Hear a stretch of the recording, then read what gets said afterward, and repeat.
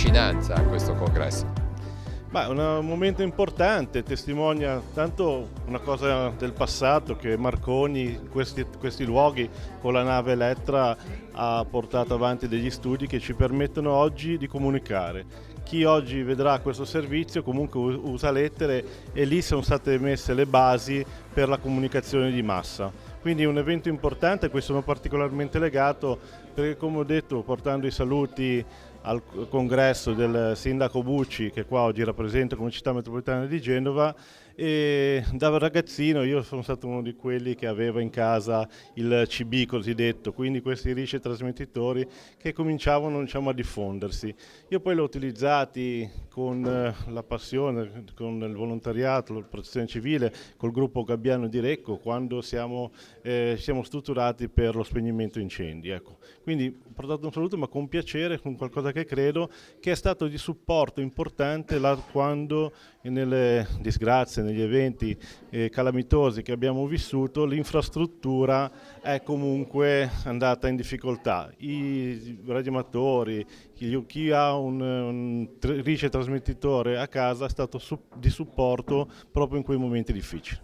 E poi è un mondo dove il volontariato è un pilastro importantissimo. Certamente il volontariato aggregato è importante e quando serve, quando viene chiamato, riesce a dare delle prestazioni professionali. Diciamo, è un volontariato formato, è un volontariato che veramente fa la differenza nelle situazioni difficili. I saluti anche dalla regione. Sì, i saluti della regione di un consigliere regionale di Santa Margherita, quindi doppi saluti perché è un onore avere qua nella nostra città questo congresso dedicato alla figura di Guglielmo Marconi, persona che ha dato lustro alla nazione Italia, ma anche alla nostra cittadina, al nostro golfo, che non a caso dopo di lui si chiama Golfo Marconi. È una figura di uno scienziato di grandissimo livello internazionale, non solo, ma di una figura di uno scienziato ancora attuale. Se pensiamo alla radio, che nonostante le nuove tecnologie rimane comunque un mezzo di comunicazione formidabile e bellissimo. Io nel mio piccolo da ragazzino ho avuto qualche esperienza nelle prime radio libere, così come venivano chiamate in passato, quindi per me avere qua nella nostra città questo congresso è una grandissima cosa e spero anche che negli anni a venire si possa organizzare qualcosa sempre dedicata alla figura di Guglielmo Marconi. Tra l'altro in questo caso le radio, ma questo mondo, nelle nostre disgrazie ormai molto frequenti, sono di fondamentale importanza. Purtroppo la comunicazione, lo vediamo in questi giorni, ahimè, con la marea, con il problema di Venezia, del Mose, delle alluvioni, purtroppo le abbiamo avute, le ho subite anche in prima persona, avendo un'attività proprio sul lungomare di Santa Margherita.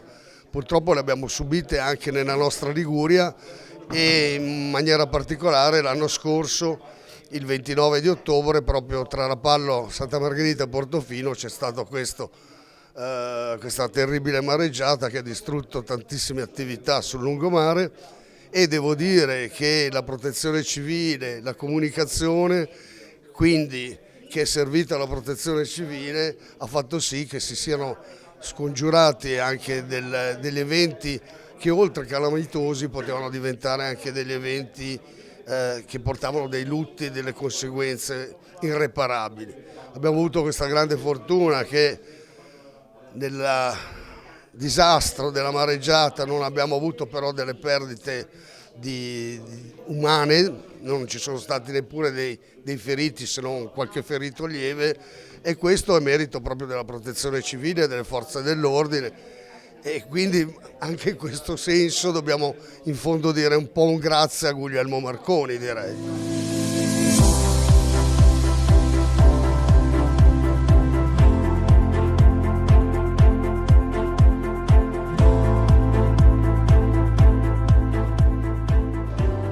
Da Santa Margherita Ligure parte una nuova sfida.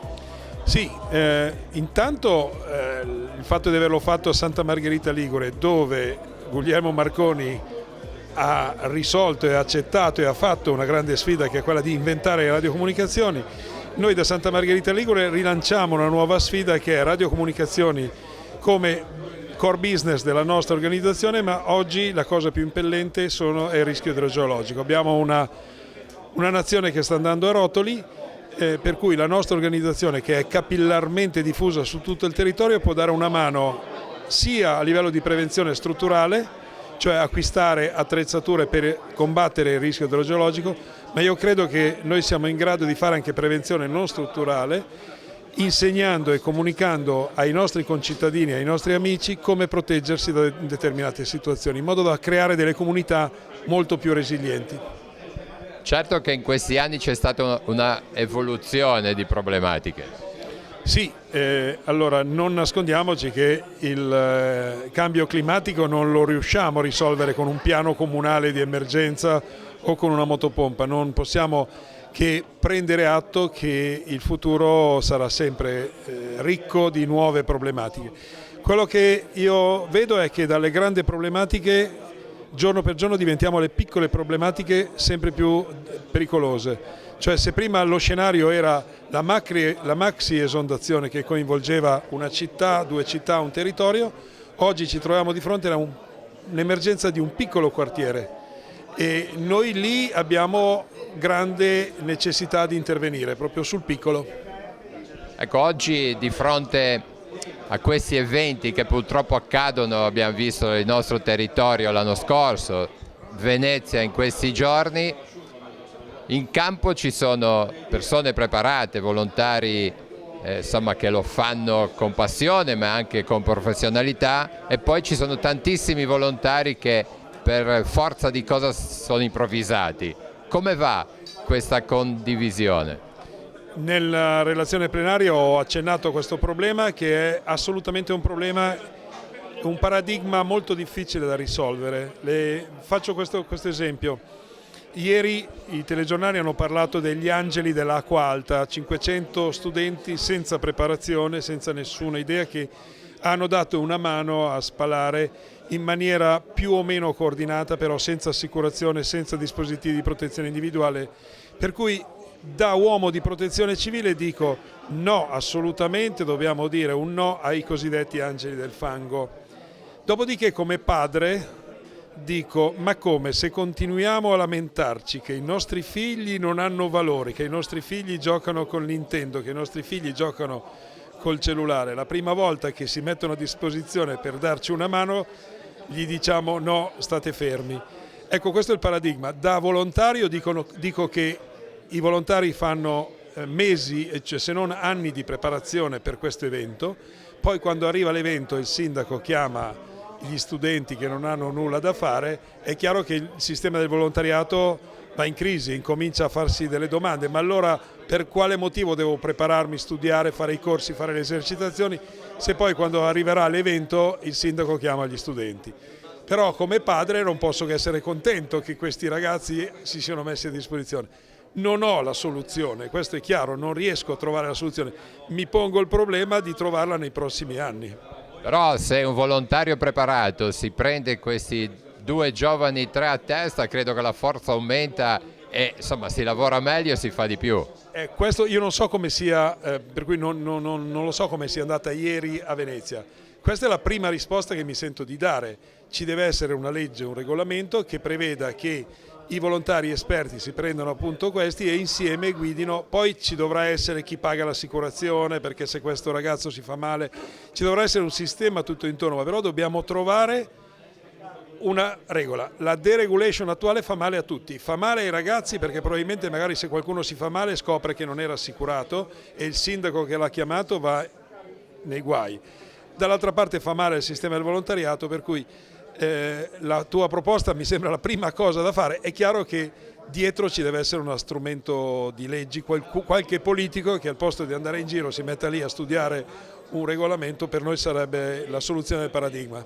Le prime sperimentazioni sono partite da Santa Margherita Ligure. Esatto, con le microonde, quando lui nel 29 si accorge che per fare la radioguida, la navigazione cieca, ha bisogno di questo tipo di onde. Scrive alla sua compagnia a Londra, l'amministratore delegato, il quale gli risponde: il marchese Marconi sa benissimo che le microonde sono prive di utilizzo pratico, quindi se lui vuole condurre queste ricerche le faccia di tasca propria. E lui ha costruito un grande laboratorio a Torre Chiaruccia, e partendo da qui, da Santa Margherita Ligure, partiva con la nave Elettra e in direzione di Capofigari in Sardegna, Civitavecchia, Torre Chiaruccia, Santa Marinella, Castel Gandolfo e Rocca di Papa, dove ha sperimentato nel 1931 il primo radiotelefono mobile a microonde e lo ha installato e donato a Papa Pio XI per collegare il Palazzo Pontificio di Castel Gandolfo e la città del Vaticano. Nel 1932 e 1933 lui conduce qui a Sestri Levante i primi esperimenti di televisione, trasmissione di immagini, che daranno vita nel 1936 alla TV della BBC, e nel 1935 a Santa Marinella, Torre Chiaruccia, lui ordina 2 rice trasmittenti alle officine Marconi di Genova e collauda nell'aprile del 1935 la prima stazione radar Guglielmo Marconi al mondo. In aprile il governo inglese acquista dalla compagnia Marconi 5 stazioni radar e nel 20 ne acquista altre 20 per collaudarle. All'inizio della seconda guerra mondiale tutta la Gran Bretagna meridionale era protetta da una catena radar costruite dalla compagnia Marconi. In questi documenti che io ho riperito e pubblicato in vari libri, risulta che senza i radar di Guglielmo Marconi la battaglia d'Inghilterra del 40 e 41 contro i nazisti sarebbe andata persa. Marco, un congresso nazionale portato qua a Santa Margherita Ligure. Sì, con orgoglio, con fatica, però sembra che le persone siano contente. È una cosa che abbiamo voluto, l'abbiamo fatta già nel 95 a Cavi di Lavagna all'ex Hotel Astoria, che ora non c'è più.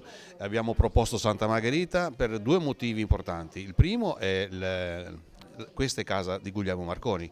Marconi qui ha vissuto 5 anni con la sua famiglia e ha compiuto esperimenti importantissimi, tra cui la messa a punto del sistema radar ed altri studi. Lui e i suoi tecnici hanno alloggiato in questo albergo che parla di lui in tante stanze, in tanti ricordi. Questo è il primo motivo. Il secondo motivo è la tragedia del Ponte Morandi e il grosso disastro che abbiamo avuto l'anno scorso nella strada, nel porto di Santa Margherita Portofino. Questi elementi insieme hanno fatto sì che la scelta potesse ricadere su Santa Margherita anziché su altre città che erano in lizza. Alla fine erano rimasti in lizza Matera e Santa Margherita. Matera è stata scalata solamente per un problema di viabilità, perché la città della cultura sicuramente aveva un appeal importante, ma è difficilmente raggiungibile per i delegati che vengono da tutta Italia, come qua, in aereo o in treno, quindi è servita a Maluccio Matera. Quindi Santa Margherita ha vinto, sono contento di aver portato qua 200 delegati di tutta Italia e in rappresentanza di tutte le regioni. Abbiamo anche la figlia di Guglielmo Marconi, abbiamo diversi rappresentanti della nostra amministrazione, insomma sta emergendo qualcosa di nuovo in questo congresso. Molte amministrazioni presenti e quindi con piacere da Chiavari a Portofino eccetera, ovviamente Santa Margherita. Noi collaboriamo con diverse amministrazioni, con 12 amministrazioni locali, cerchiamo di dare il nostro contributo e questo congresso viene proprio incontro alle esigenze anche nostre, nel senso che stiamo virando l'attenzione sui problemi idrogeologici, perché sono quelli che accadono con più frequenza e quindi la federazione in questi 3 giorni porterà avanti un protocollo di intenzioni dove si dovrà potenziare l'acquisto tramite l'aiuto del Dipartimento di attrezzature finalizzate a risolvere i problemi idrogeologici, creando tre colonne, una al centro, una al nord e una al sud, dotate di attrezzature idonee per risolvere i problemi idrogeologici. Ecco, qua vicino a noi abbiamo l'incaricato del comune di Chiavari della protezione civile. Ancora una battuta, Marco, come sta andando? Ormai abbiamo quasi un'emergenza continua in questo periodo, perciò il vostro rapporto amministrazione e voi con la protezione civile e viceversa è quasi costante. Purtroppo in questo periodo sì, abbiamo avuto queste allerte bisettimanali e un giorno sì un giorno no, ci vediamo quasi di più appunto con gli amministratori locali e con le nostre famiglie. È una missione che abbiamo, lo facciamo da volontari, lo facciamo perché ci crediamo e ringraziamo naturalmente i nostri volontari, tra cui qui c'è Repetto, e lo volevo menzionare perché proprio Repetto fa parte del gruppo di NE, della sezione di NE, e mercoledì riceverà in Consiglio Comunale a NE un encomio per l'attività svolta in queste emergenze. Questo passava di qua, l'ho preso al volo e mi piace anche segnalare questa cosa. Hai fatto bene, allora complimenti alla sezione di NE. Sì, devo dire che siamo dei ragazzi molto attivi, disponibili al 100% e orgoglioso dell'associazione che ci sono, orgoglioso del comune che vede quello che facciamo, come ci muoviamo e quindi sono contento. A noi spesso basta una pacca sulla spalla e siamo contenti. La nostra paga è quella, non è... quindi un encomio fa piacere come... Esatto, sono contentissimo anche di quello perché vedono praticamente come lavoriamo, come ci siamo disponibili. La vostra presenza sul territorio è importante. C'è La sicurezza. sì, da molta sicurezza. Quando si vede, che non so, questo giubbotto, insomma uno si sente che c'è un riferimento. Penso sicuramente che anche quelli i cittadini del comune di Ne vedo che sono anche soddisfatti e contenti, ecco, perché sanno che se hanno un problema chiamano il comune e noi ci fanno partire e andiamo. Ecco. Quindi... Ecco, allora mettiamo insieme tutto il nostro comprensorio, qua c'è una testimonianza che arriva dal comune di Ne, ma ci sono tante persone che si stanno impegnando. Chiavari, è un periodo non facilissimo anche in queste ultime ore. Non è facilissimo, però basta impegnarsi e soprattutto io vorrei fare un appello ai cittadini perché credo che sia importante insieme al Radio Club. È un problema di cultura, noi dobbiamo tutti i cittadini capire cosa vuol dire protezione civile, cosa vuol dire allerta e come prevenire tutte queste cose. Volevo aggiungere anche un'altra cosa che io ritengo molto importante. Io sono qui perché Marco Di Capo ha voluto che noi fossimo come Chiavari presenti, ma perché non siamo gelosi che l'abbiano fatto a Santa Margherita, perché credo che qualsiasi manifestazione che si faccia nel Tigullio è una cosa importantissima per il Tigullio, per far conoscere il Tigullio e per essere sempre più uniti, tutte le città che siamo qui, sulla protezione civile, sul turismo e su tante altre cose. C'è un comune nell'immaginario sempre di più che vuol dire Tigullio, no? Ma più che un comune, perché non dobbiamo Una città. confondere queste cose, ma il Tigullio dovrebbe lavorare sempre di più insieme perché l'unione fa la forza, è inutile. Quando si è piccoli non si è niente, se si riesce a fare le cose insieme potremmo avere qui molto di più di quello che non abbiamo adesso. È importante comunque stare allerta e seguire le allerte che vengono diramate dai comuni attraverso le regioni. Importantissimo perché prima ci sono problemi di vite umane, secondo ci sono anche problemi di danni, anche certe piccole cose, per esempio mettere le tavole quando c'è l'arancione, anche se poi non succede niente, è una cosa importantissima, seguire le istruzioni della protezione civile. Noi cosa abbiamo fatto l'ultima volta che c'era l'allerta arancione? Abbiamo messo un vigile e un volontario della protezione civile davanti alle varie scuole, non erano chiuse, però per precauzione abbiamo messo qualcheduno che sapesse cosa dire alla gente nel momento. Queste sono le cose che veramente bisogna fare come prevenzione, queste e magari anche tante altre che non riusciamo ancora a fare, che però nel futuro dovremo cercare di fare.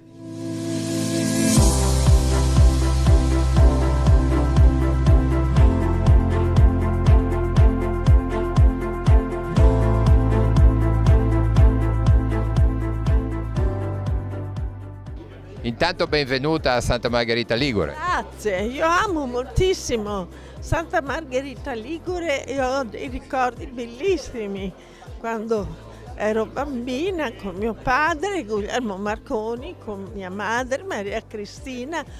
Eravamo a bordo dello yacht Elettra e navigavamo nel golfo del Tigullio, che poi hanno chiamato Golfo Marconi, e sono anche un testimone delle ultime invenzioni di mio padre che ha fatto con le microonde, ma qui per me era era magnifico perché mio padre stava sempre con me, faceva le sue trasmissioni radio nella stazione radio, ma poi giocava con me e mi spiegava tante cose, io gli facevo tutte le domande e lui vedevo che mi amava moltissimo.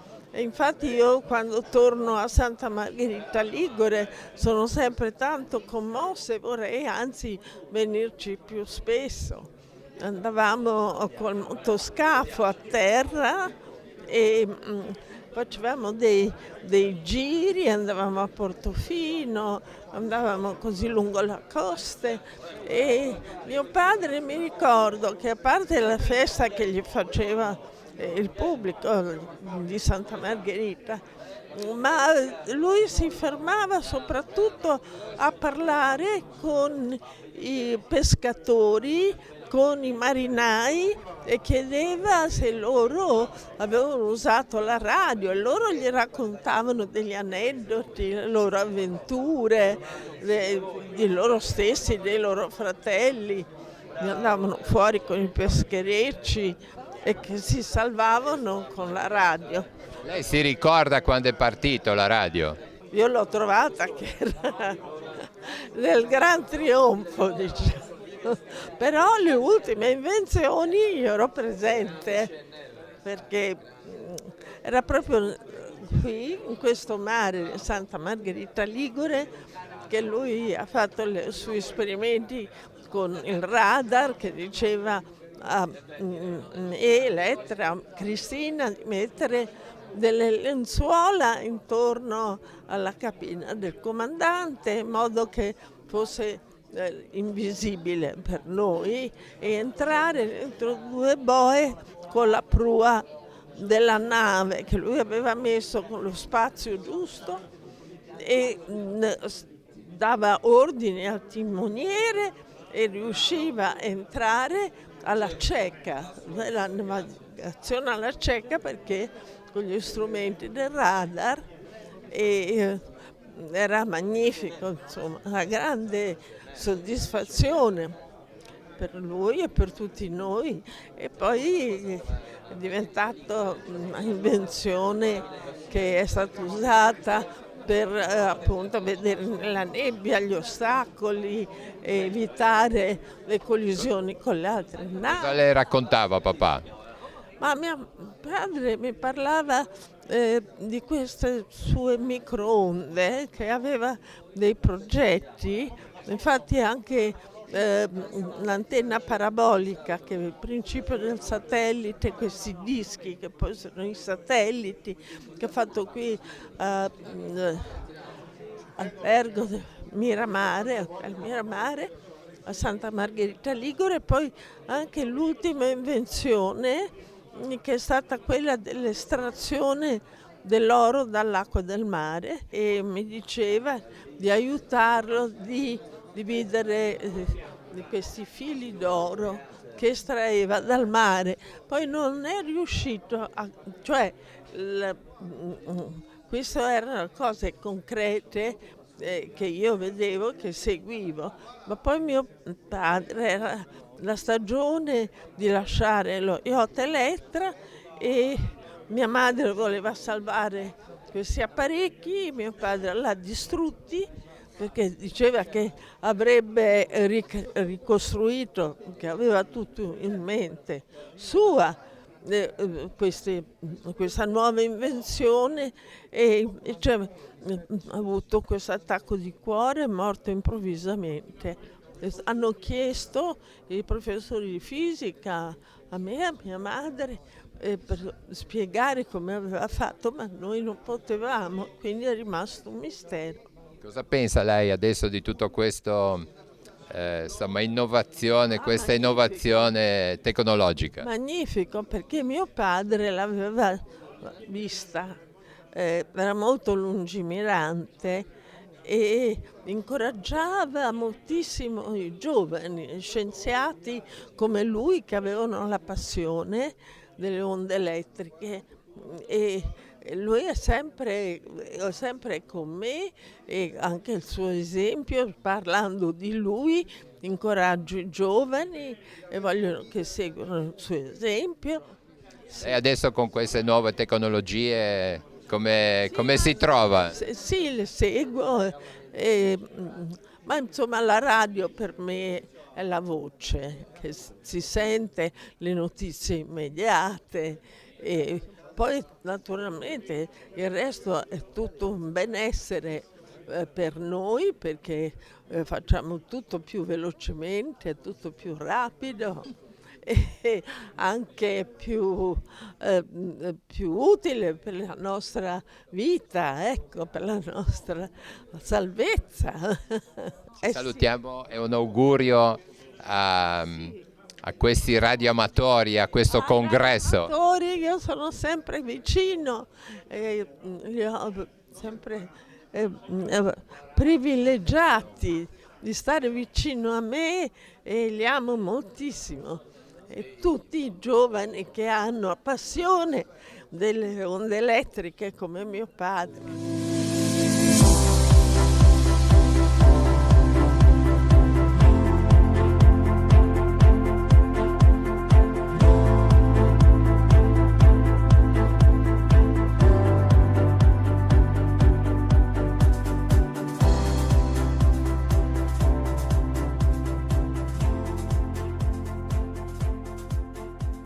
Qual è l'importanza della giornata nazionale del Lavo?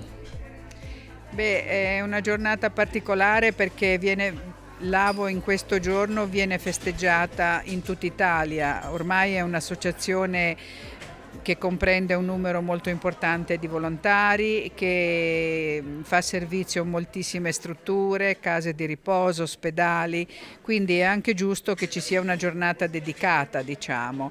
Ogni AVO decide di festeggiarla a modo suo, noi abbiamo stabilito di farlo così come momento ludico per i volontari e anche come invito per la cittadinanza.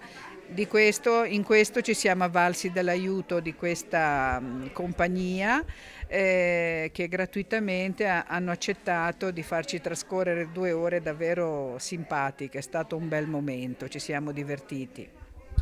Come è articolato il servizio del Lavo sul nostro territorio? Noi della Votiguglio Orientale facciamo servizio a Chiavari nella RSA e nelle 2 case di riposo Torriglia e Morando, a Lavagna nell'ospedale, a Sestri Levante nell'ospedale e nella casa di riposo Le Due Palme. A seconda delle strutture abbiamo ore diverse di servizio, per esempio a Chiavari nelle case di riposo facciamo orari pomeridiani dalle 2 alle 4, negli ospedali gli orari sono diversi dalle 11 alle 13 e dalle 17 alle 19. Diciamo che in entrambe le situazioni il servizio è abbastanza simile, perché noi non ci sostituiamo al personale ma ci mettiamo vicino all'ammalato e cerchiamo di interpretare le sue necessità e di ascoltarlo soprattutto. Come mai ha deciso di diventare volontaria del Lavo? Arriva un certo punto della vita che le esperienze che si fanno, l'età che magari passa, fa capire che c'è anche modo di non pensare solo a se stessi, ma di dedicare, anche se poco tempo, ma qualcosa di noi, di dare agli altri.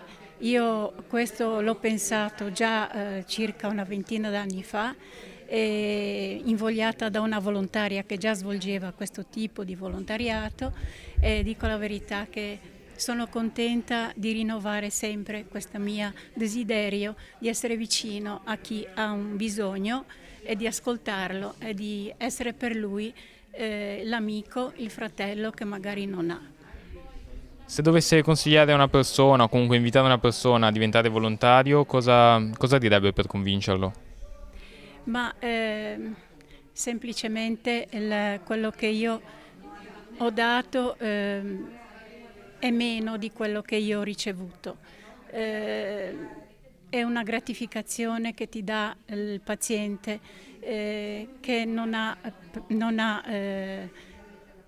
ci sono soldi da pagare, perché è solamente un sorriso, una parola che te ricevi e ti riempie il cuore, e questo è, penso, la cosa più importante per una persona.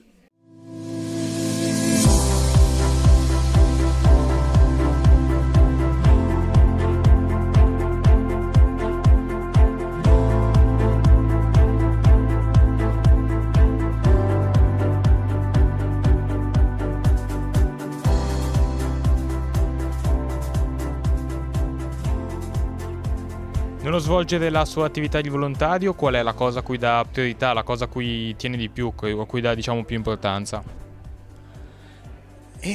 La cosa più importante è riuscire a poter comunicare, e soprattutto la cosa più importante è cercare di saper cogliere esattamente quello che l'ammalato si aspetta da noi.